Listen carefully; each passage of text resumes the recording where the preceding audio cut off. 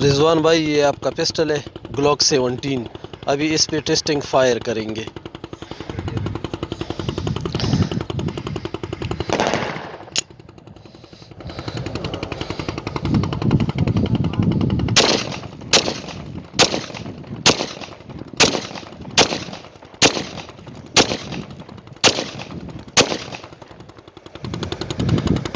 ये हो गया आपका पिस्टल रिजवान भाई।